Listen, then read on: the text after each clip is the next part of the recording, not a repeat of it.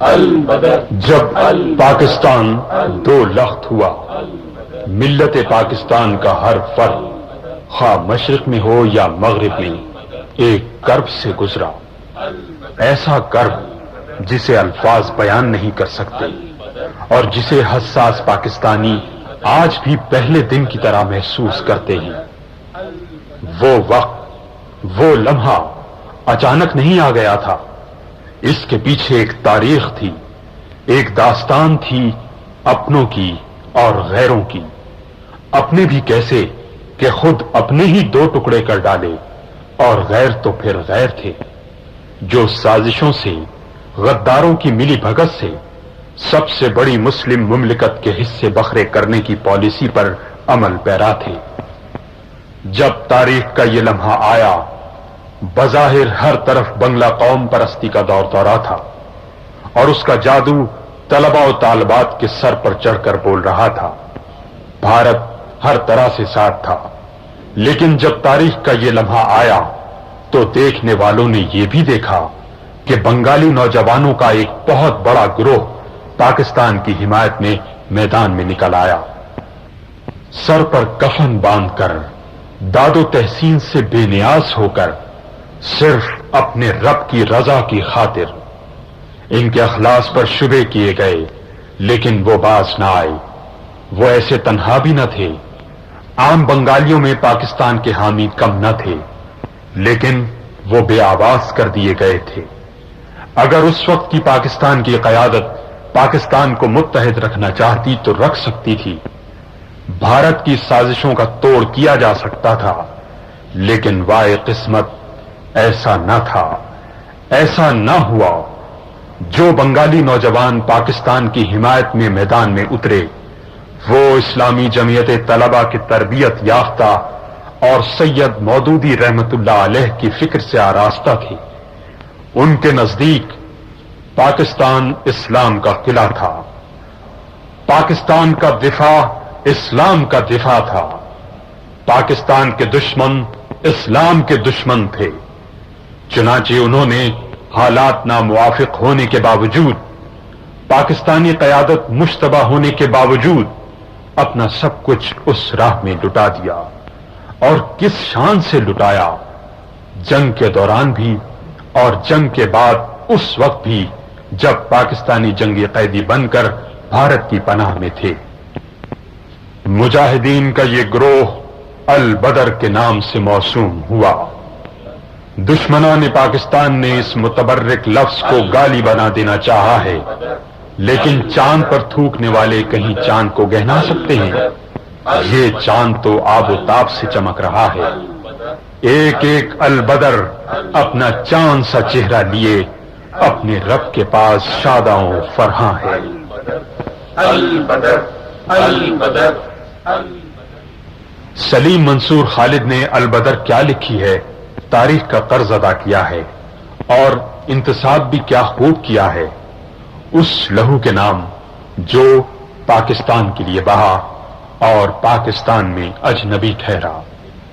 لیکن البدر کی تصنیف کے بعد یہ لہو اتنا اجنبی بھی نہیں رہا۔ اسی جانے پہچانے لہو کی سرخی کی کچھ جھلکیاں البدر سے پیش ہیں۔ یہ جنوری سن 1971 کے دن ہے جب ملک آہستہ آہستہ خانہ جنگی کے دہانے پر پہنچ گیا۔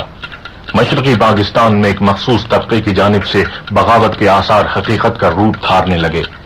آخرکار 1 مارچ سے غیر بنگالیوں اور فعال محب وطن بنگالیوں کا قتل عام شروع ہوا۔ انتظامیہ معطل ہو گئی یا بیشتر جگہوں پر تخریب کاروں سے مل گئی۔ شرپسند پوری طرح فضا پر چھا گئے اور عوامی لیگ بغاوت پر تل گئی۔ اس افسوسناک صورتحال کا جائزہ لینے کے لیے اسلامی جمعیت طلبہ مشرقی پاکستان نے ڈھاکہ میں صوبائی مجلس شورا اور ناظمین اضلاع کا اجلاس 10 مارچ سن 1971 کو طلب کیا، جس میں صوبے کی عمومی صورتحال کا جائزہ لیا گیا۔ اس وقت سامنے صرف 3 ہی راستے تھے: حالات کے رخ پر بہتے ہوئے کھل کر علیحدگی پسندوں کا ساتھ دیا جائے، حالات کو اپنے رخ پر بہنے دیا جائے اور غیر جانبدار رہا جائے، یا حالات کا رخ موڑنے پاکستان کی سالمیت اور مظلوم عوام کے تحفظ کے لیے میدان عمل میں اتر کر اپنی ذمہ داری کو ادا کیا جائے۔ ان تینوں تجویزوں پر بڑی بحث ہوئی۔ صوبائی شورا کے رکن مصطفیٰ شوکت عمران نے دلائل دیتے ہوئے مولانا سید ابو الاعلی مودودی رحمت اللہ علیہ کی تقاریر کا حوالہ دیا۔ انہوں نے سن 1965 میں فرمایا تھا، ہم یہ سمجھتے ہیں کہ یہ سرزمین ہمارا نہیں بلکہ اسلام کا گھر ہے۔ ہمیں صدیوں کے بعد پھر موقع ملا ہے کہ خدا کے دین کو اس کی اصلی صورت میں قائم کریں اور دنیا کے سامنے اس کی صداقت کی عملی شہادت پیش کریں۔ ہمارے لیے یہ سب سے بڑی نعمت ہے اور ہم ہر قیمت پر اس کی حفاظت کے لیے تیار ہیں۔ اس نعمت کی حفاظت میں کوئی قربانی بھی کرا نہیں ہے۔ یاد رکھیے، خدا اور اس کے دین کی خاطر جان دینے کا مرتبہ اپنے گھر بار، مال اور دولت کی خاطر جان دینے سے بدرجہ زیادہ بلند ہے، اور اس جذبے کے ساتھ جو شہادت میسر ہو وہ بہت اونچے درجے کی شہادت ہے۔ اور جب بھارت نے ستمبر سن 1965 میں پاکستان پر کھلی جارحیت کی تو مولانا نے فرمایا، پاکستان کا ہر مسلمان اس ملک کو، جو کہ اس بر عظیم میں اسلام کا قلعہ ہے اور اس کی پوری زمین ہمارے لیے ایک مسجد کا درجہ رکھتی ہے، بچانے کے لیے سر دھڑ کی بازی لگا دینے کے لیے تیار ہو جائے۔ مولانا مودودی کی تقاریر کا یہ حوالہ دے کر مصطفیٰ شوکت عمران نے کہا، اگرچہ پاکستان کے حکمران طبقے نے اپنی غلط پالیسیوں اور انتہا پسند سیاسی پارٹیوں نے نفرت کو ہوا دے کر علیحدگی کی فضا پیدا کر دی ہے، لیکن ہمیں اس خطہ پاکستان کا تحفظ کرنا ہے، بالکل اسی طرح جس طرح مسجد کا تحفظ کیا جاتا ہے۔ اس ہنگامہ خیز اجلاس میں مختلف تجاویز زیر بحث آئیں، مگر کسی ایک ممبر نے بھی علیحدگی پسند تحریک کا ساتھ دینے کی تجویز پیش نہیں کی۔ گویا متحدہ پاکستان کے بارے میں تمام شرکائے اجلاس یکسو تھے۔ آخر کار 4 دن کی بحث و تمہیز کے بعد جمعیت کے اس اہم اجلاس نے فیصلہ کیا، اسلامی جمعیت طلبہ مشرقی پاکستان سالمیت پاکستان اور شہریوں کے جان و مال اور آبرو کے تحفظ کے لیے آگے بڑھے گی۔ مشرقی پاکستان کے شہری 2 طاقتوں کے درمیان پس رہے ہیں، جن میں ایک جانب دشمن انتہا پسند ہندو اور خونی انقلاب کے علمبردار کمیونسٹ ہیں، جو ملک کی آزادی کو پارا پارا کر کے اسے بھارت کے زیر نگین کرنا چاہتے ہیں، جبکہ دوسری جانب پاکستان کی سول اور فوجی انتظامیہ میں شامل کئی قسم کے غلط عناصر بھی ہیں۔ ان دونوں طبقوں کے خلاف بیک وقت سرگرم عمل ہونے کے لیے ہمارے پاس اس کے سوا کوئی چارہ کار نہیں ہے کہ ہم ایک جانب اسلامی جذبے کے ساتھ دشمن کی طاقت سے ٹکر لیں اور دوسری جانب طاقت کے قریب پہنچ کر اس کی اصلاح کرنے کی اپنی سی کوشش کریں۔ ہمارا یہ فیصلہ پاکستان کے بے گناہ شہریوں کی جان و آبرو بچانے کا فیصلہ ہے۔ ایک طرف تو جمعیت کا یہ فیصلہ تھا اور دوسری طرف پاکستانی فوج نے ان خراب حالات کے پیش نظر مختلف الخیال بنگالی نوجوانوں پر مشتمل امن کمیٹیاں اور رضاکار فورس بنائی تھیں جو فوج کے تحت کام کرتی تھیں۔ لیکن ان امن کمیٹیوں اور رضاکار فورس میں مختلف الخیال گروپوں اور منفی سوچ کے حامل افراد کی موجودگی کی وجہ سے کچھ خرابیاں پیدا ہوئیں، حتیٰ کہ چند ہی ہفتوں بعد یہ بات کھل کر سامنے آ گئی کہ اس فورس کے بعض افراد دشمن کو پاک افواج کی نقل و حرکت سے باخبر رکھنے کے لیے جاسوسی تک کر رہے ہیں، اور بعد میں تو یہ بات پایہ ثبوت کو پہنچ گئی کہ مفتی باہنی نے رضاکار فورس میں اپنے بہت سے آدمی داخل کر دیے تھے جو باغیوں کے ہیڈ کوارٹر کو قیمتی معلومات فراہم کرتے تھے۔ یہ صورتحال اسلامی جمعیت طلبہ کے محب وطن کارکنوں کے لیے سخت کربناک تھی کہ ان کی جانب سے نظم و ضبط اور احساس ذمہ داری رکھنے کے باوجود رضاکار فورس میں کالی بھیڑیں شامل تھیں، جن کی وجہ سے خود ان کی حب الوطنی اور خلوص پر حرف آ رہا تھا۔ امن کمیٹیوں اور رضاکار فورس کے بعض جگہوں پر ناخوشگوار تجربات سے جمعیت کے محب وطن اور بے لوث نوجوان بہت پریشان تھے۔ دوسری طرف پاک فوج میں بھی کچھ ایسے افراد تھے جو امن کمیٹیوں اور رضاکار فورس کی اس کارکردگی کے پیش نظر اپنی جگہ متبادل صورتوں پر غور کر رہے تھے۔ بلوچ ریجمنٹ کے جواں سال میجر ریاض حسین ملک انہی میں ایک تھے۔ سب سے پہلے انہوں نے ہی اس سمت میں مثبت قدم اٹھایا۔ 1.5 ماہ تک میدان جنگ میں عملاً شریک رہ کر انہیں یقین ہو چکا تھا کہ اب زیادہ دیر تک رضاکار پر مکمل اعتماد نہیں کیا جا سکتا۔ انہوں نے ایک انٹرویو میں البدر کی تاسیس کا پس منظر ان الفاظ میں بیان کیا۔ دشمن تعداد میں بہت زیادہ تھا، تقریبی عناصر بھی کچھ کم نہ تھے۔ ہمارے ذرائع معلومات نہ ہونے کے برابر اور ذرائع مواصلات غیر مربوط تھے۔ ہمارے جوان بنگلہ زبان اور بنگال کی طبعی فضا سے قطعی ناواقف تھے، کیونکہ ہماری تربیت کے دوران کبھی اس صورت کے امکان پر سوچا بھی نہ گیا تھا۔ ان حالات میں دفاع وطن کا فریضہ انجام دینا بڑا مشکل ہو گیا تھا۔ ہمیں ایک مخلص، قابل اعتماد اور محب وطن بنگالی گروہ کی ضرورت تھی جو سالمیت پاکستان کے لیے ہمارے شانہ بشانہ کام کر سکتا ہو۔ ابتدائی 1.5 ماہ میں ہمارا رضاکار فورس کا تجربہ ناکام ہو چکا تھا، تاہم میں نے یہ دیکھا کہ میرے علاقے میں اسلامی جمعیت طلبہ کے بنگالی کارکن بڑے اخلاص کے ساتھ دفاع، رہنمائی اور راز کی حفاظت کی ذمہ داری ادا کر رہے تھے۔ اس لیے میں نے ہائی کمان سے کوئی باقاعدہ اجازت دیے بغیر ان طلبہ کو الگ کیا۔ یہ تعداد میں 47 تھے اور سب اسلامی جمعیت طلبہ کے کارکن تھے۔ 16 مئی 1971 کو شیرپور کے مقام پر انہیں مختصر فوجی تربیت دینے کا آغاز کیا گیا۔ ان کارکنان کی لگن، محنت اور تکنیک کو سمجھنے میں کمال ذہانت کو دیکھ کر میں نے 21 مئی 1971 کی صبح ان سے خطاب کیا۔ تقریر کے دوران بے ساختہ میرے منہ سے یہ بات نکلی کہ آپ جیسے سیرت و کردار اور مجاہدانہ جذبہ رکھنے والے فرزندان اسلام کو البدر کے نام سے پکارا جانا چاہیے۔ تب فوراً ہی ذہن میں یہ خیال آیا کہ کیوں نہ اس تنظیم کو البدر کا نام دے دیا جائے۔ چنانچہ یہ نام اور جمعیت کے کارکنوں کی الگ تنظیم کا یہ تجربہ اس قدر کامیاب ہوا کہ 2-3 ماہ کے اندر اندر پورے مشرقی پاکستان میں اسی نام سے جمعیت سے وابستہ نوجوانوں کو منظم کر لیا گیا۔ البدر کے پہلے کمانڈر کا نام کامران تھا اور وہ اس وقت انٹر سائنس کے طالب علم تھے۔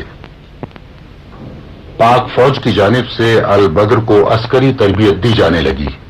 یہ ٹریننگ 7 سے 12 دن کی ہوتی تھی۔ تربیت کے دوران خودکار ہلکا اسلحہ استعمال کرنے، اسے کھولنے اور ایک جگہ سے دوسری جگہ لے جانے، بارودی سرنگوں کو ناکارہ بنانے اور وائرلیس پیغام سمجھنے کی صلاحیت پیدا کی جاتی۔ البدر کا ہر مجاہد تربیت کی تکمیل کے بعد اپنے ساتھیوں کے روبرو حسب ذیل حلف نامہ پڑھتا۔ بسم اللہ الرحمن الرحیم، اشہد ان لا الہ الا اللہ واشہد ان محمدًا عبدہ ورسولہ۔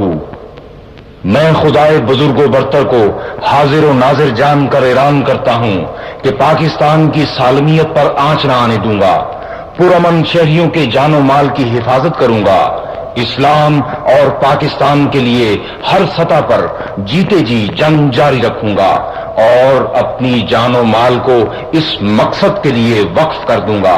اللہ میرا حامی و ناصر ہو، آمین۔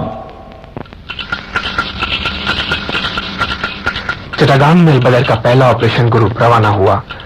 البدر کے ضلعی کمانڈر نے ان سے خطاب کرتے ہوئے کہا، میرے ساتھیوں، میں آپ کو دور اول کے مسلمانوں کی ہدایات یاد دلاتا ہوں اور ان پر عمل کی وصیت کرتا ہوں۔ آپ کو مہم کے دوران کسی بوڑھے یا کسی بچے پر ہاتھ نہیں اٹھانا، کسی عورت پر زیادتی یا تشدد نہیں کرنا، گھروں کو آگ نہیں لگانی اور کھیتوں کو نہیں اجاڑنا۔ دشمن پر بھی آپ اس وقت تک وار نہیں کریں گے جب تک کہ وہ خود پہل نہیں کرتا۔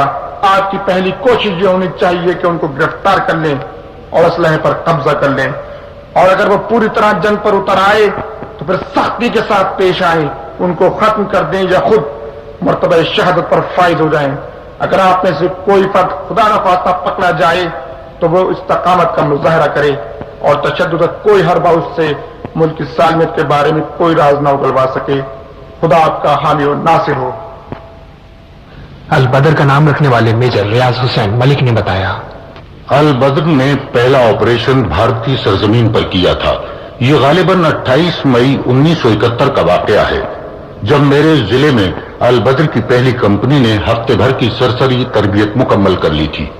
ایک دن ہمیں اطلاع ملی کہ بھارتی فوج کے ایک گوریلا دستے نے پاکستان کی سرحد میں داخل ہو کر ہمارے فوجیوں پر حملہ کر دیا ہے، اور اس حملے میں ہمارے ایک ساتھی کیپٹن شہید ہو گئے ہیں۔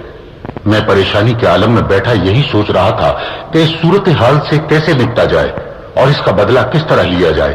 اسی وقت البدر کے پہلے کمانڈر کامران میرے پاس آئے اور کہنے لگے، سر، شہید کیپٹن کا بدلہ ہم لیں گے، لیکن ہندوستان کا بارڈر پار کر کے وہاں جانا اور پھر تجربے کار بھارتی فوج پر شب خون مارنا، یہ تو بہت مشکل کام ہے۔ یہ آپ سے کیسے ممکن ہو سکے گا؟ آپ فکر نہ کریں سر، انشاءاللہ ہم بدلہ لے کر دکھائیں گے۔ اچھا، آپ کہتے ہیں تو پھر آپ ہی کی کمان میں آج رات ایک گروپ بھیجتا ہوں۔ آپ اپنے ساتھ 5 البدر ساتھیوں کو لائیے گا۔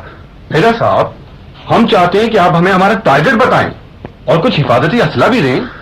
میں نے ٹارگٹ تو بتا دیا، لیکن اسلحہ دیتے ہوئے کچھ ہچکچانے لگا، کیونکہ اس سے قبل ہماری عام رضاکار فورس کے کچھ افراد نے اچھا تاثر نہیں دیا تھا۔ وہ اسلحہ لے کر فرار ہو گئے تھے، اور بعض لوگوں کے بارے میں یہ بھی معلوم ہوا تھا کہ انہوں نے ہمارے خلاف جاسوسی کی ہے۔ میں کوئی رسک لینا نہیں چاہتا تھا۔ ایک طرف یہ اندیشہ تھا اور دوسری طرف جمعیت کے ان معصوم جوانوں کا جوش و جذبہ۔ جی یہی چاہتا تھا کہ انہیں اسلحہ دے دیا جائے۔ میں نے اس کشمکش کی وجہ سے انہیں مغرب کے بعد بلایا۔ نماز کے بعد وہ پھر میرے پاس آئے۔ میں نے انہیں ایک پستول، 2 دستی بم اور 2 ڈائنامائٹ دیے۔ ظاہر ہے کہ یہ اسلحہ ان میں سے کسی ایک کے لیے بھی کافی نہ تھا۔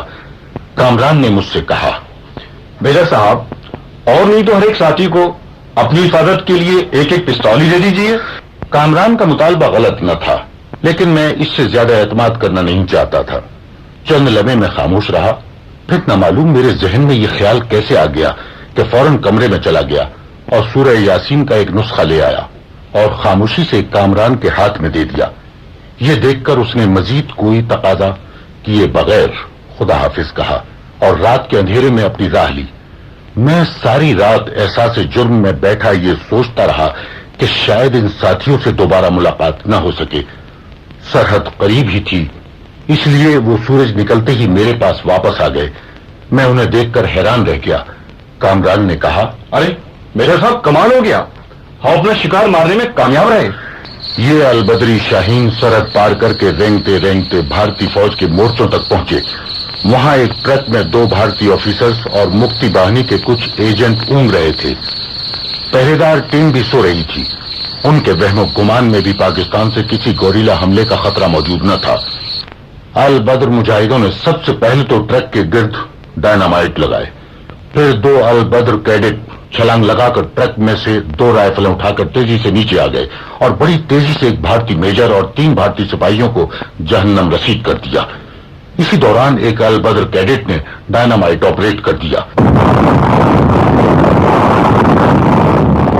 اور پھر خاموشی سے وہاں سے نکل کر واپس یہاں پہنچ گئے، اور یہ آپریشن ایک لازوال حقیقت بن گیا۔ بعد میں ہماری انٹیلیجنس نے بھی تصدیق کی کہ البدر کے نوجوانوں نے بھارتی فوج کو خاصا نقصان پہنچایا ہے۔ یہ البدر کا پہلا آپریشن تھا جو بھارت کی سرزمین پر بھارت ہی کی فوج کے خلاف ہوا۔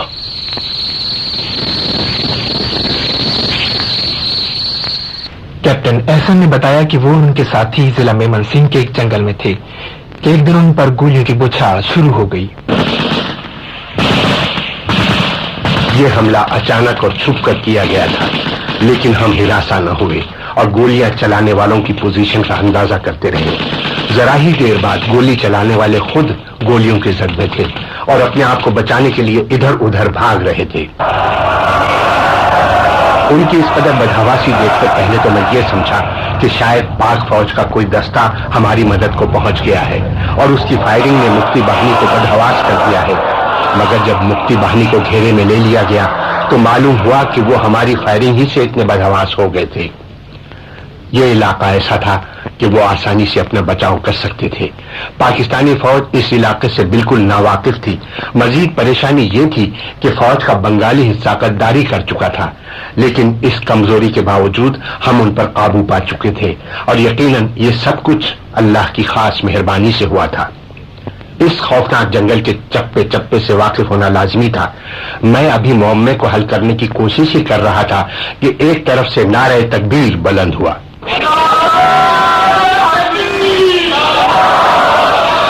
اور پھر پاکستان زندہ باد کے نعروں سے پورا جنگل گونج اٹھا، اور اس کے ساتھ ہی چاروں طرف سے مفتی باہنی پر زوردار حملہ ہو چکا تھا.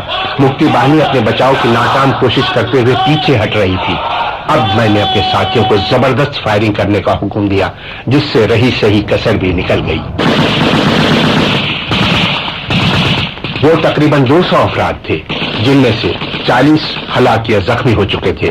جب ہم انہیں حراست میں لینے کے لیے آگے بڑھے تو دوسری طرف سے کسی نے نعرہ تکبیر بلند کیا.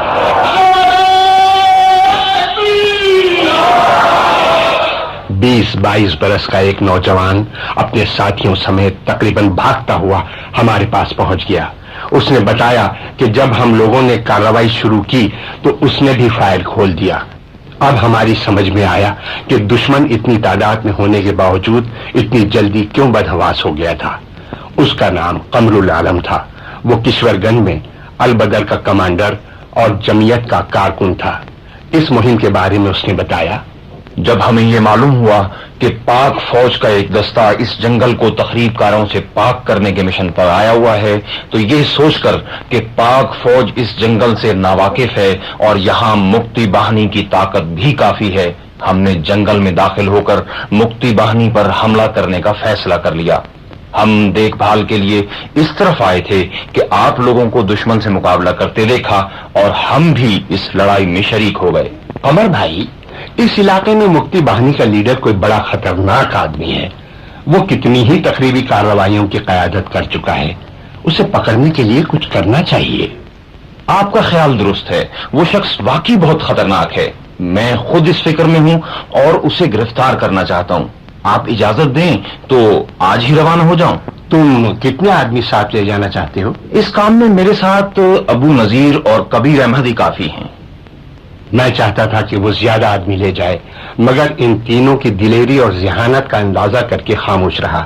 رات کے تقریباً 11 بجے ہوں گے کہ قمر، ابو نذیر اور کبیر احمد میرے پاس پہنچ گئے.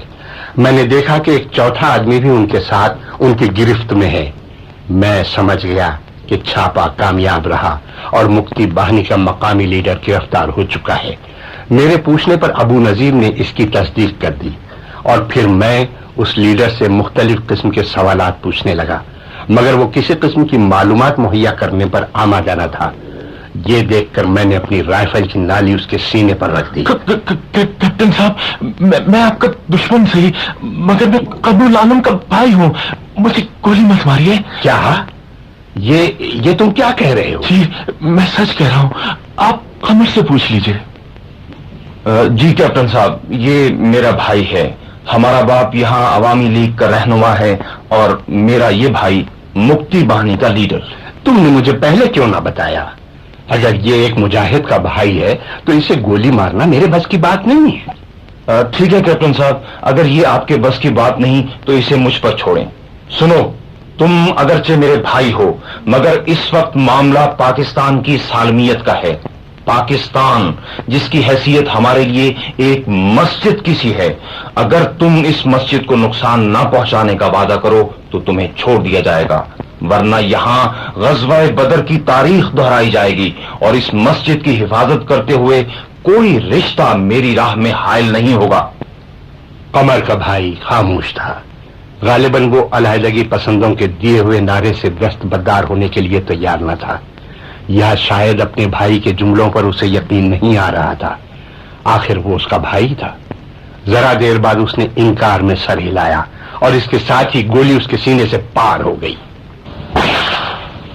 ایک تقریب پسند زمین پر ڈھیر ہو چکا تھا اور اس کا بھائی عزم و استقامت کی تصویر بنا اس کے پاس کھڑا تھا.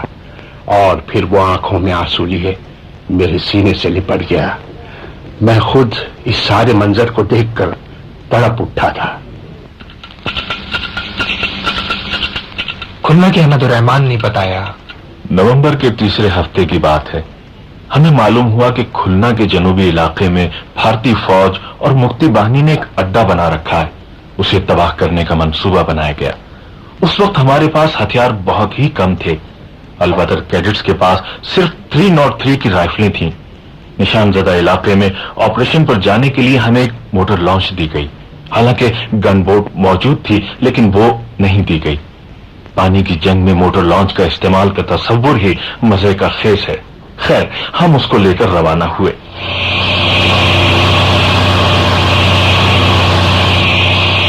मोटर लॉन्च का इंजन बहुत ही पुराना था, जबकि पानी की रफ्तार खासी तेज थी और हम बहाव की मुखालिफ सिमत में जा रहे थे। दिफाई नुक्ता नजर से लॉन्च के चारों तरफ रेत की चंद बोरियां जमा दी गईं। हम खुलना से 70 मील आगे पहुंच गए, जहां से अपने हेडक्वार्टर और पाक फौज से किसी तरह का भी राब्ता मुमकिन न था। दरिया के दोनों तरफ जंगल ही जंगल था। तखरीबकार अनासिर की इंटेलिजेंस ने इन्हें हमारे बारे में फौरन बाखबर कर दिया कि ऑपरेशन के लिए अलबदर की एक प्लाटून हमें एक मोटर लॉन्च के जरिए रवाना हो चुकी है। इसलिए वो मुकाबले के लिए पूरी तरह चौकस थे। दुश्मन खुश्की पर दरख्तों की आड़ में महफूज था और हम तेज गहरे पानी के मुखालिफ बहाव पर कम तर दर्जे की सवारी पर सफर कर रहे थे और मामूली हथियारों से मुसल्लह थे। हमारी प्लाटून में नवी जमात का एक साथी मकबूल अहमद भी था। वो भी 303 के जरिए फायरिंग कर रहा था। याद रहे कि 303 जैसी दकियानूसी राइफल की लोडिंग हर लम्हे करना पड़ती है, जिसमें जोर भी बहुत लगाना पड़ता है और झटका भी खासा महसूस होता है। हमने देखा कि हमारी पौन घंटे की झड़प में मकबूल कुछ थकावट महसूस कर रहा था। उसका हाथ लोडिंग के लिए पहले की तरह मजबूत न था।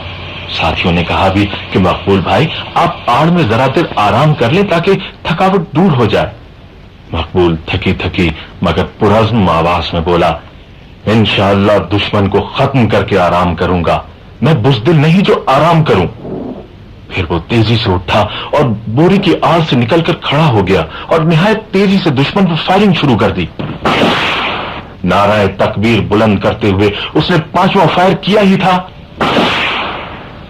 के ऊपर से दुश्मन ने मशीन गन का फायर किया, जो मकबूल भाई के सर और पेशानी को पाश पाश करता हुआ दरिया के पानी में चला गया और मकबूल कोई आवाज निकाले बगैर लॉन्च के तख्ते पर गिरकर शहीद हो गया।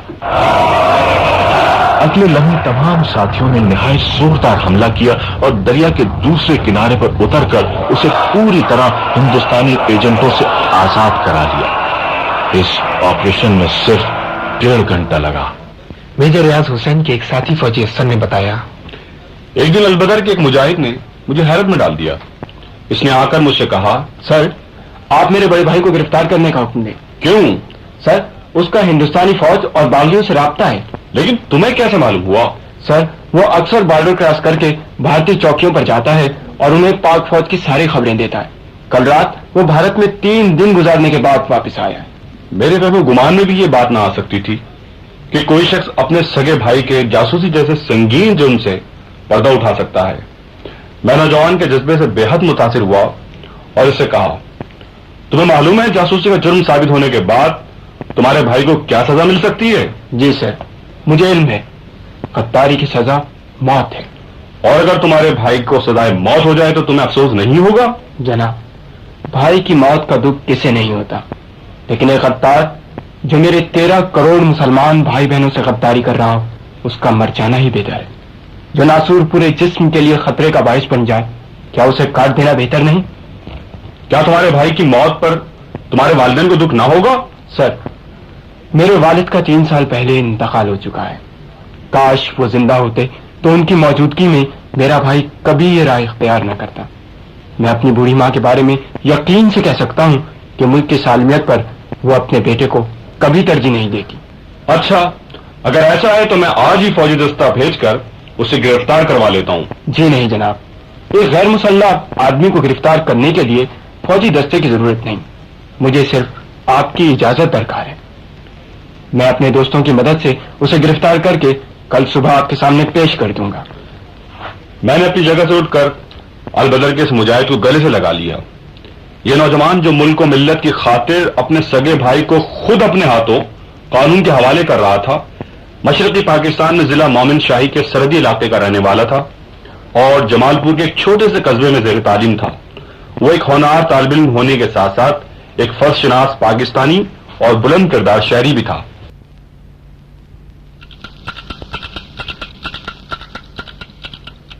بالآخر تاریخ کا وہ المناک دن 16 دسمبر آ پہنچا، جب ایک طرف ریس کورس میں ہتھیار ڈالنے کی تقریب منعقد ہونے والی تھی اور دوسری طرف ڈھاکہ شہر میں البدر کے ہیڈ کوارٹر پر البدر کے مجاہد جمع تھے. وہ ہتھیار ڈالنے کے فیصلے پر سخت برہم اور چند گھنٹوں بعد ہونے والے المیے سے بے حد غمزدہ تھے. البدر کے لیے سفر کا ایک نیا موڑ آ گیا تھا. انہیں آج جمع ہو کر بکھر جانا تھا. متحدہ پاکستان کی یہ آخری آواز آہستہ آہستہ بلند ہوئی اور سسکیوں کے درمیان اسلامی جمعیت طلبہ مشرقی پاکستان البدر کے جوانوں سے مخاطب ہوئے. اشہد ان لا الہ الا اللہ واشہد ان محمدا عبدہ ورسولہ. ان صلاتی ونسکی ومحیایا ومماتی للہ رب العالمین. مجاہد ساتھیوں، ہمارے جسم و جان صرف اور صرف اسلام کے لیے ہے. ہم نے اسلام کی خاطر وہ کردار ادا کیا جسے ہم خدا کی کتاب اور سنت رسول صلی اللہ علیہ وسلم کے مطابق درست جانتے تھے. ہمیں اس بات کی کوئی پرواہ نہیں کہ دوسرے لوگ ہمارے اس کردار کو قبول کرتے ہیں یا نہیں. جسے قبول کرنا ہے وہ تو جانتا ہی ہے کہ ہمارے سامنے اس کی مرضی تھی. یہ خدا کی مرضی تھی کہ ہم سر بکف نکل کھڑے ہوں.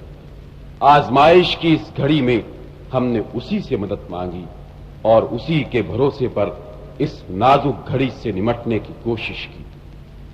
اے مظلوم پاکستان کے مجبور بیٹو، ہمارے ساتھ آج جو کچھ ہونے والا ہے ہم گزرے ہوئے کل میں اس سے واقف تھے اور آج ہم اس سے بھی واقف ہیں جو آنے والا کل ہمارے لیے لے کر آئے گا. ہم نہ اپنے گزرے ہوئے دنوں پر شرمندہ ہیں اور نہ آنے والے کل سے مایوس ہیں. آزمائش خدا کی سنت ہے اور ہمیں سکھایا گیا ہے کہ آزمائش سے خدا کی پناہ مانگنی چاہیے. لیکن جب وہ مسلط ہو جائیں تو سرخ روئی کی دعا اور کامرانی کی امید کے ساتھ خدا کے حضور جھک جانا چاہیے. آج کا سورج ایک کڑے امتحان کے ساتھ طلوع ہوا ہے اور آنے والا کل دہکتے انگاروں کی بارش کے ساتھ نمودار ہونے والا ہے. ہمیں اللہ کی رضا پر راضی رہنا چاہیے اور ان آزمائشوں سے ایک صاحب ایمان کے عزم اور صبر کے ساتھ گزرنا ہے. ہمارا ایمان ہے کہ اس راہ میں جان دے دینا وہ عظیم ترین سعادت ہے جس کا تصور نہیں کیا جا سکتا. آزمائش کی یہ گھڑی آخرت میں کامیابی کی بشارت بھی ہے. اس لیے ان کڑی ساعتوں کا سامنا ایمان، عزم اور استقلال کی دعا سے کیجیے. آج اگر آپ کے گھروں کے دروازے آپ کے لیے بند کر دیے جاتے ہیں تو ہجرت کر جائیے کہ ہجرت وفا کے راستے کا لازمی سفر ہے. ہجرت خدا کے آخری رسول کی سنت ہے. اور یہ مت بھولیے کہ آپ روشنی کے امانت دار ہیں. قرآن، سیرت اور کردار روشنی ہے. جہاں بھی رہیے اسی کے چراغ روشن کیجیے. میرے بھائیوں، کسے معلوم ہے کہ ہم میں سے کون زندہ رہے اور کون کس سے مل پائے. وہاں تو ملاقات یقیناً ہوگی، مگر اس دنیا میں بکھر جانے سے پہلے ان چہروں کو جی بھر کے دیکھ لیجئے اور ان سینوں سے آخری بار مل لیجئے کہ شاید یہ سب ایک بار پھر یہاں اس طرح جمع نہ ہو سکے، سوائے اس کے کہ ہمارا رب چاہے، اور وہ چاہے تو ہم یہاں پھر بھی مل سکتے ہیں. ساتھیوں، اب ہمیں ایک دوسرے سے جدا ہونا ہے. اپنے حواس جمع کر لیجئے، اپنے راستے متعین کر لیجئے. اللہ हमारा हामी व नासिर हो। आइए हम एक दूसरे को दुआओं के साथ रुखसत करें। फी अमानिल्लाह। खिताब खत्म होने पर अल बदर के मुजाहिद भीगी पलकों और लरसते होठों के साथ एक दूसरे को अलविदा कह रहे थे। उनके दिल गम से फटे जा रहे थे, लेकिन वो अपने दिलों पर पत्थर रखकर एक दूसरे से शायद आखिरी बार मिलकर अनजानी राहों की तरफ चल पड़े थे। ढाके के मोहम्मद मासूम उस्मा ने सकूत ढाका के बाद अपनी कैद और मुसीबतों की दास्तान सुनाते हुए बताया। मैं सकूत मशरक़ी पाकिस्तान के वक्त ढाका में था। मेरा प्रोग्राम ये था कि सैरट की जानिब हिजरत कर जाऊं, लेकिन इस सिलसिले में अभी अमली तौर पर कुछ न किया था कि मुश्किलात ने घेर लिया। 16 दिसंबर का दिन था। मैं अपने एक दोस्त के घर जा रहा था कि रास्ते में एक कारकुन मिले जो Albadr company commander Mohammad Jahangir की शहादत पर बहुत ही ज्यादा रंजीदा थे। उन्होंने इसरार किया कि उनके हमरा धान मंडी चलूं। उनकी परेशानी का अंदाजा करके मैं उनके साथ चल दिया, लेकिन उनके घर अभी पहुंचा ही था कि किसी ने मेरा नाम लेकर पुकारा और बाहर आने को कहा। मैं बाहर आया तो आते ही उसने मुझे पकड़ लिया और अंधाधुंध मारना शुरू कर दिया। साथ ही वो कहता जा रहा था कि तुम्हारा ताल्लुक जमीयत से है ना। मेरे पास सफर खर्च के लिए 100 रुपए थे, उस जालिम ने वो भी छीन लिए। मेरी घड़ी उतार ली और स्वेटर ले लिया, यहां तक कि पेन और ऐनक से भी महरूम कर दिया। फिर गर्दन से पकड़कर मुझे एक घर में ले गया और वहां जाकर लातों और घूंसों के बजाय लाठी से मारना शुरू कर दिया। घर में एक औरत ने उसको इस तशद्दुद से मना किया तो वो रुक गया, लेकिन जरा देर बाद बाहर से 4 अवामी लीगियों को ले आया और मेरे सामने ही वो मेरे बारे में मशवरे करने लगे। मेरा ख्याल है इसको खूब मार लगा दी, इसको छोड़ दे दे। अरे नहीं नहीं नहीं, मुझे तो ये गोरीला लगता है। रात को हम पर हमला करके इंतकाम लेगा ये। ऐसा करते हैं, इसको मुक्ति वाहिनी वालों के पास लेकर चलते हैं, वो खुद ही इससे निपट लेंगे। अरे नहीं यार, वो तो इसको जान से ही मार देंगे। क्या फायदा? कुछ भी हो इसको छोड़ना नहीं। ये जरूर अलबद्र से ताल्लुक रखता है। ढाका में अलबद्र के 30 कैंप हैं। हम इसे छोड़ देंगे तो ये जरूर उन्हें इत्तला देगा और वो जरूर गड़बड़ करेंगे। चुनाचे वो मुझे मुक्ति वाहिनी के सेंटर ले गए और वहां आम के एक दरख्त के नीचे खड़ा करके मेरी पिटाई शुरू कर दी। मेरी कमीज, पतलून, जूते और मोजे उतार लिए और फिर एक गंदी सी खून आलूद लुंगी बांधने को दी। 2 घंटे के बाद मुझे एक पिकअप में बिठाया, आंखों पर पट्टी बांध दी और एक पुलिस स्टेशन ले जाकर हवालात में बंद कर दिया। वहां एक आदमी ने मुझसे पूछा, तुमने मैट्रिक में कितने नंबर लिए थे? मेरी 1st डिवीजन थी।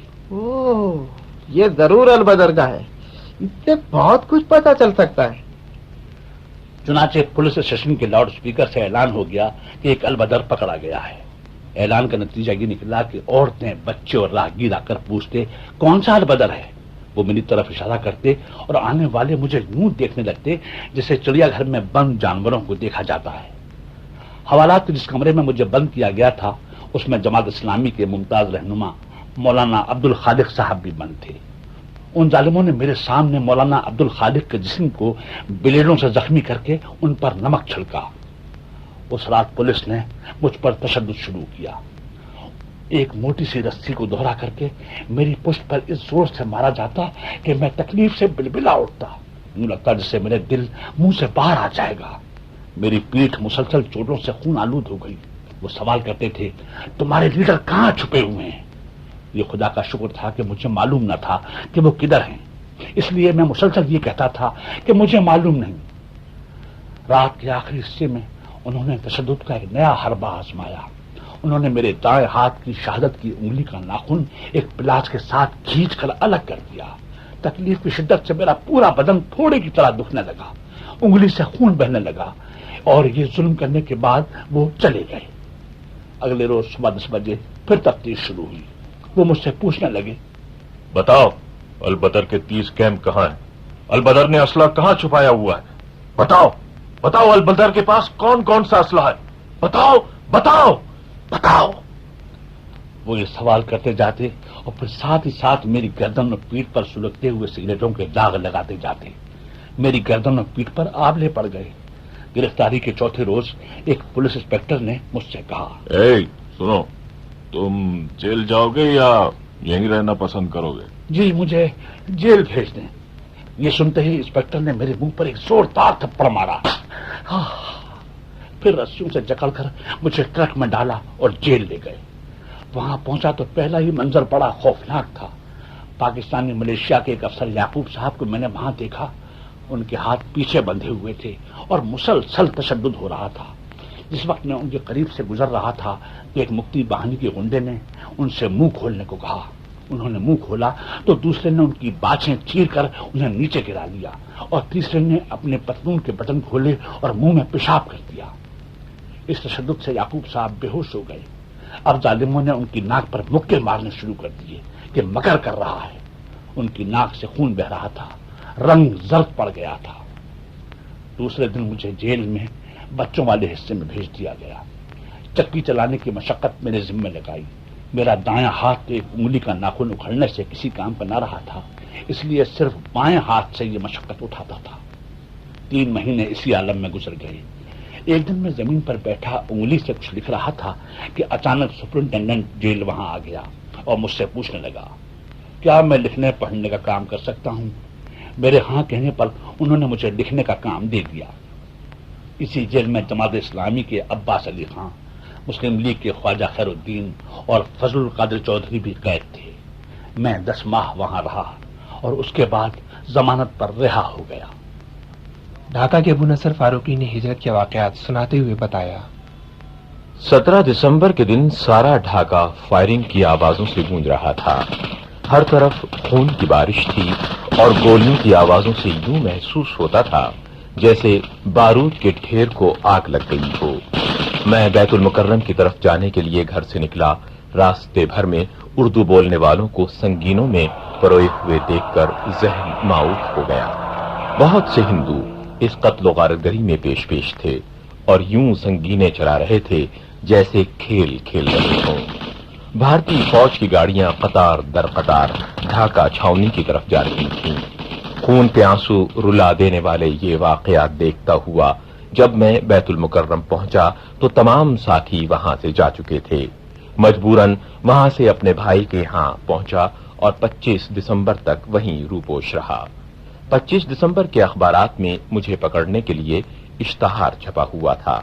चुनाचे मैं वहां से निकलकर अखोड़ा जंक्शन की तरफ चला गया और वहां से बरहमन बाड़िया, फिर सिलहट, शाइस्तागंज होता हुआ मकंडोपुर पहुंचा और वहीं रहना शुरू कर दिया। मेरा मंसूबा ये था कि किसी न किसी तरह बांग्लादेश ही में रहूं। इसी असना में ईद उल अजहा आ गई।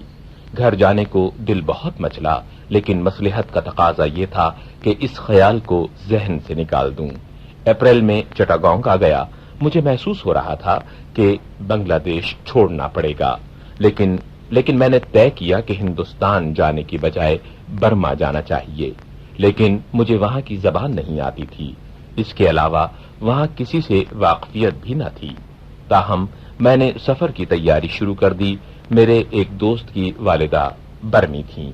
उन्हें जब मेरे इस इरादे का इल्म हुआ तो निहायत शफकत से पेश आईं। एक स्मगलर के जरिए मुझे बर्मा पहुंचाने की बात की और उसने मुझे बर्मा पहुंचा दिया। इस सफर की रुदात भी खासी दिलखराश है। कदम कदम पर दुश्वारियां पेश आईं। बर्मा पहुंचकर भी परेशानियां खत्म न हुईं। खासतौर से करेंसी तब्दील कराने में सख्त मुश्किल पेश आई।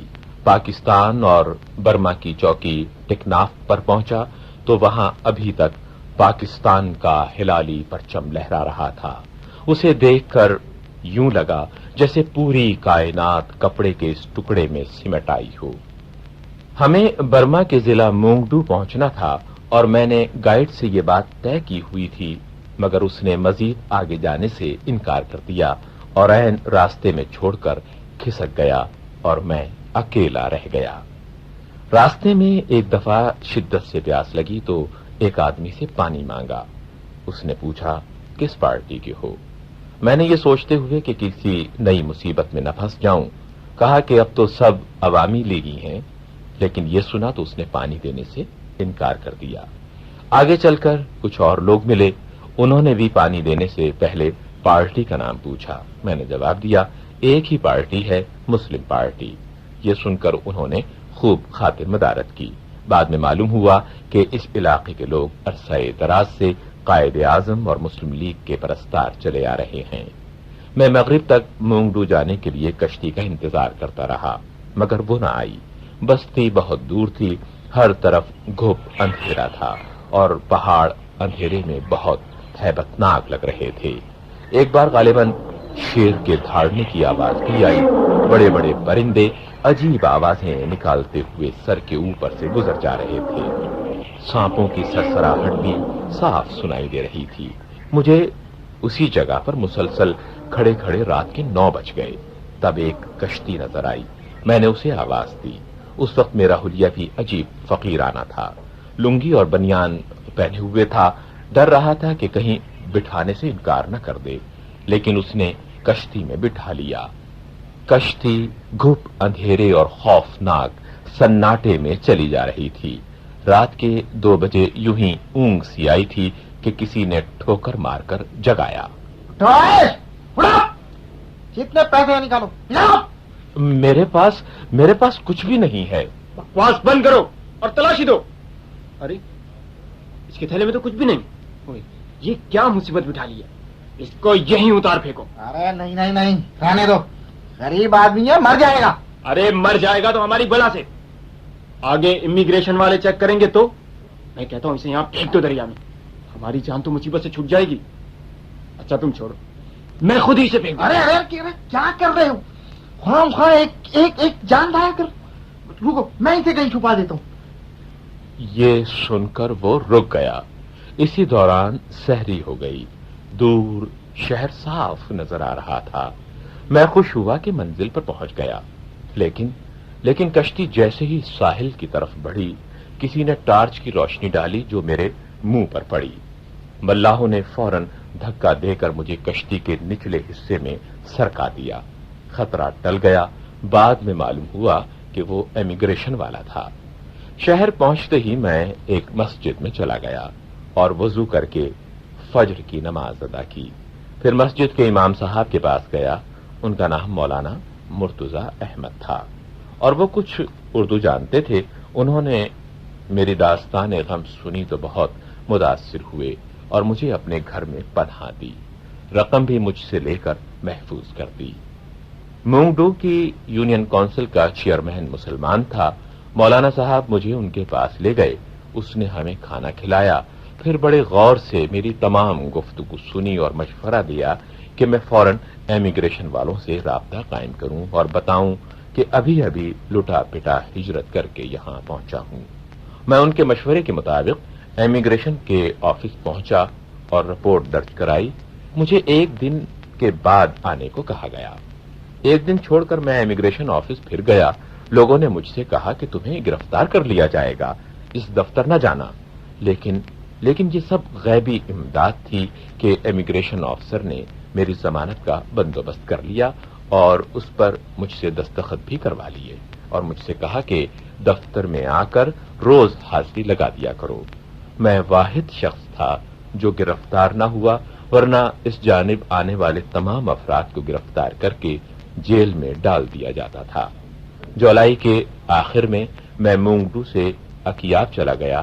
وہاں پاکستانی قونصلیٹ سے رابطہ قائم کیا۔ انہوں نے تعاون کیا اور کچھ عرصے بعد میں پاکستان پہنچ گیا۔ چٹاگانگ کے محمد نعیم الرحمان نے بتایا، جب سقوط مشرقی پاکستان ہو گیا تو میں نے دیکھا کہ لوگ خوشیاں مناتے ہوئے نعرے لگا رہے ہیں۔ یہ منظر دیکھ کر میری آنکھوں میں آنسو آ گئے۔ دوسری جانب محب وطن افراد اپنے ہی وطن میں ذلت اور رسوائی کا نشانہ بنے ہوئے تھے۔ گلی گلی میں ان کے خون کی ہولی کھیلی جا رہی تھی۔ مکتی بہانی والوں کے لیے ہوٹل خالی تھے اور وہ اردو بولنے والوں کی عورتوں پر شیطانی عذاب بن کر ٹوٹے پڑے جا رہے تھے۔ میں جنوری 1972 کے دنوں میں روپوش ہوتا ہوا اپنے ماموں کے گھر میں منتقل ہو گیا۔ یہ لمحے قیامت تک نہ بھولوں گا۔ ان دنوں کی تکلیف اور کرب کا اظہار ممکن نہیں۔ اگر ہمارا خدا پر ایمان نہ ہوتا اور ہمیں تحریک اسلامی نے تربیت دین نہ دی ہوتی تو ہمارا ایمان یقیناً ڈگمگا جاتا۔ ایک دن فجر کی نماز کے بعد میں تلاوت کر رہا تھا کہ اچانک 6 گنڈے دروازے کو دھکا دے کر گھر میں گھس آئے۔ اتفاق سے اس روز گھر میں میرے سوا کوئی نہ تھا۔ وہ لوگ مجھے گھسیٹتے ہوئے باہر لائے اور ایک جیپ میں ڈال کر نظامپور کالج کے ہاسٹل میں لے گئے اور اسٹوڈنٹ یونین کے دفتر میں الٹا لٹا کر بڑی بے رحمی سے مارنا شروع کر دیا۔ میرے جسم کا کوئی حصہ ایسا نہ تھا جو ان کی ظالمانہ ضربوں سے محفوظ رہا ہو۔ وہ مجھ سے البدر سے تعلق رکھنے والے دیگر افراد کے بارے میں معلومات حاصل کرنا چاہتے تھے، لیکن میں طے کر چکا تھا کہ مر جاؤں گا لیکن اپنے ان نہایت عزیز ساتھیوں کا پتہ نہ دوں گا۔ انہوں نے سلگتے ہوئے سگریٹوں سے میرے سینے کو داغا، گردن پر سگریٹ بجھایا، کان کی لو کو دیا سلائی کی آنچ دی۔ اس پر میں تڑپا بھی اور چیخا بھی، مگر انہیں کچھ نہ بتایا۔ ان کا تشدد جیسے جیسے بڑھتا چلا جاتا، میرا ایمان اور پختہ ہوتا چلا جاتا۔ یہ تکلیف دیکھ کر ان میں سے ایک لڑکا بہت متاثر ہوا اور بے اختیار کہا کہ آفرین ہے اس تنظیم پر جس نے ایسے کارکن تیار کیے ہیں جو مرنے پر تو تیار ہیں مگر اپنا عہد قربان کرنے کو تیار نہیں۔ اسی دوران وہاں پولیس آ گئی اور مجھے تھانے لے گئی۔ پولیس نے میرے خلاف آگ لگانے اور قتل کے مقدمات قائم کیے۔ جب مجھے چٹاگانگ جیل منتقل کیا گیا تو وہاں اپنے بہت سے ساتھیوں کو دیکھا، مگر کسی نے مجھ سے اور نہ میں نے کسی سے سلام کیا اور نہ کسی کو آواز دی۔ خدشہ تھا کہ اس طرح ہم پر کوئی نئی مصیبت نہ آ پڑے۔ بس چلتے چلتے خاموش اشاروں ہی اشاروں سے ہم آپس میں اپنی حالت زار بیان کر سکے اور سلام پہنچا سکے۔ جیل میں گنجائش تو 800 افراد کی تھی، مگر اس میں 2000 سے زیادہ قیدی موجود تھے۔ البدر کا تذکرہ نامکمل رہے گا اگر یہاں شہداء کا ذکر نہ کیا جائے۔ شہداء کے اس عظیم الشان قافلے میں ہمیں مصطفیٰ شوکت عمران نظر آتے ہیں۔ مصطفیٰ شوکت عمران جو اسلامی جمعیت طلبہ کی مرکزی شورا کے رکن اور ذہانت و عمل کا پیکر تھے۔ وہ میڈیکل کالج کے طالب علم تھے اور یہ وہ زمانہ تھا جب ڈھاکہ میڈیکل کالج علیحدگی پسندوں کی فکری قیادت اور غنڈہ گردی کا گڑھ سمجھا جاتا تھا۔ وہ میڈیکل کالج کے طالب علم ہونے کے باوجود میدان خطابت کے شہسوار تھے۔ ان کی تقاریر میں جذبات کی آمیزش بھی ہوتی تھی اور دلائل کی کاٹ بھی۔ ان کے والدین بہت مالدار تھے اور تحریک اسلامی کے سخت مخالف۔ 1971 میں عمران کو البدر کی تینوں کمپنیوں کی کمان سونپی گئی تھی۔ جب سقوط ڈھاکہ ہوا تو عمران نے تمام ساتھیوں کو پوری ذمہ داری سے مختلف سمتوں میں ہجرت کر جانے کے لیے ہدایات دی۔ سب ساتھیوں کو بھیجنے کے بعد وہ جیپ میں ایک دوسرے کیمپ کی طرف جا رہے تھے کہ راستے میں حادثہ پیش آ گیا جس سے ان کے ماتھے پر شدید چوٹ آ گئی۔ یہاں سے قریب ترین جگہ ان کی بہن کا گھر تھا۔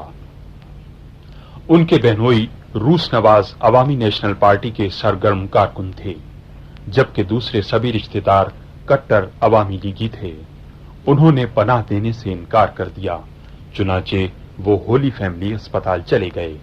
کیونکہ وہ میڈیکل کالج کے طالب علم تھے اس لیے اسپتال کا عملہ ان کو پہچانتا تھا، چنانچہ فوراً ہی دشمن کو خبر ہو گئی۔ مکتی باہنی کے گنڈوں نے اسپتال سے ان کو اغوا کر لیا اور ڈھاکہ یونیورسٹی لے آئے۔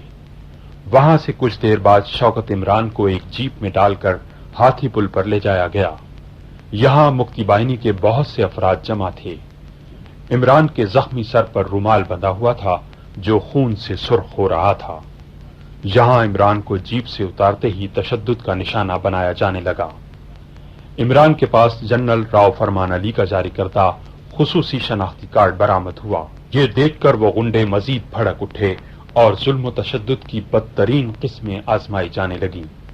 ہر شدید چوٹ پر عمران اسی شدت سے پکارتے، پاکستان زندہ باد۔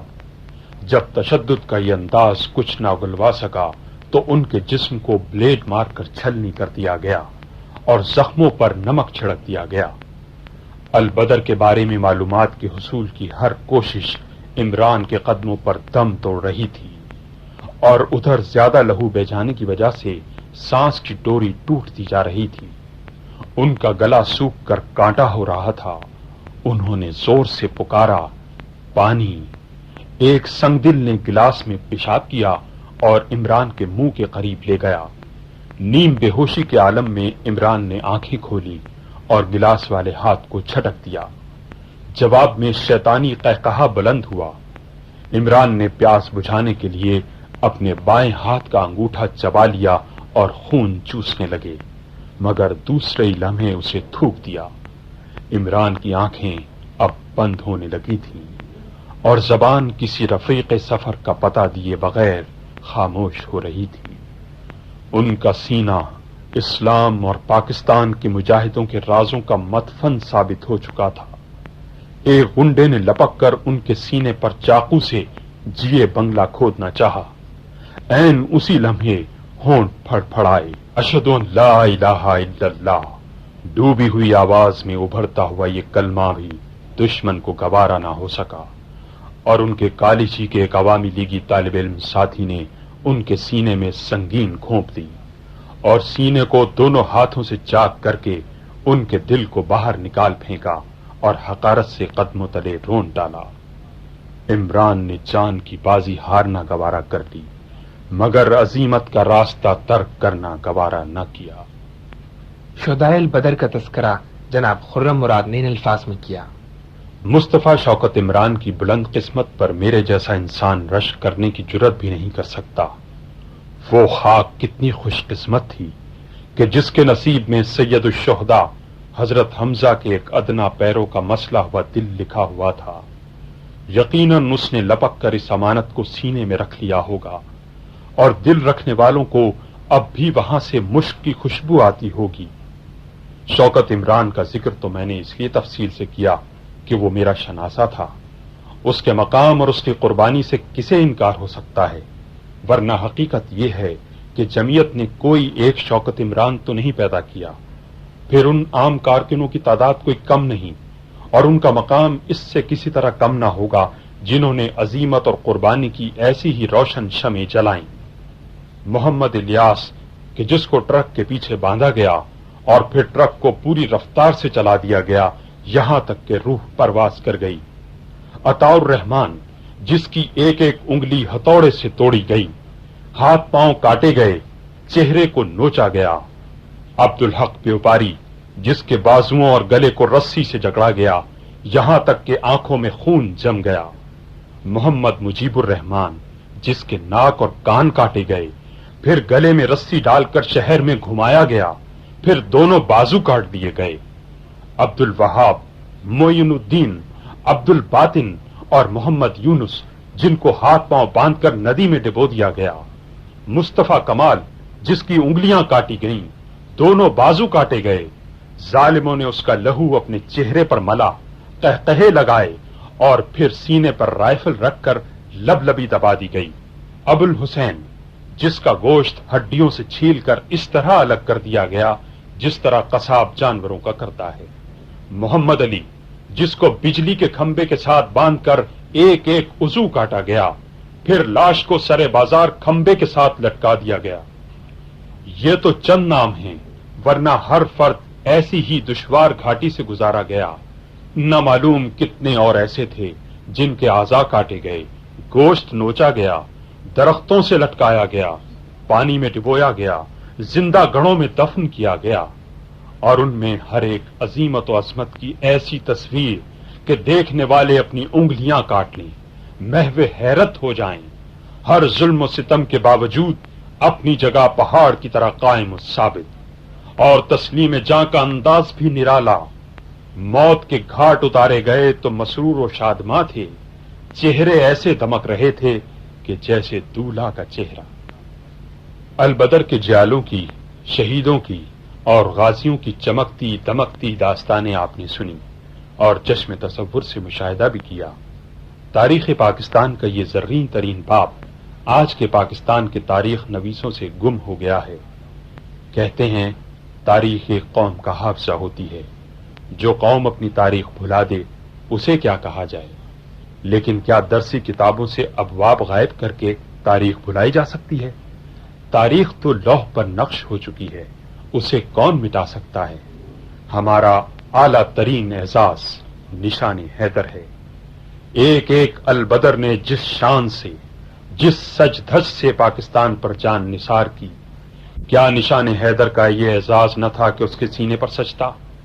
اتنے نشان حیدر بانٹ کر پاکستان غریب نہ ہو جاتا، ہماری نئی نسل درخشاں تاریخ سے مالا مال ہو جاتی، ہمارے نوجوان سیکھتے کہ مقصد حیات سے وفا کیسے کی جاتی ہے، وطن سے محبت कैसे की जाती है, अपने रब की रजा कैसे हासिल की जाती है। अल बदर नाम इत्तफाकन न रखा गया था। जानने वाले जानते थे कि ये नौजवान 313 नफूस कुदसिया के उसी लश्कर से ताल्लुक रखते हैं जिसकी क़यादत आक़ाए दो जहां नबी अकरम अलैहिस्सलातु तस्लीम फरमा रहे थे। अल बदर ने अपने नाम की लाज रखी, किसी एक ने भी पीठ न दिखाई। उनमें से हर एक 14वीं के चांद की तरह चमकती मिसाल छोड़कर गया है। आज के पाकिस्तान की नई नस्ल के लिए काबिल तकलीद नमूने कि जिंदगी कार, बंगला और आराम व आसाइश नहीं, जिंदगी तो ये है कि नस्बुल ऐन के लिए जिया जाए और उसी के लिए जान दी जाए।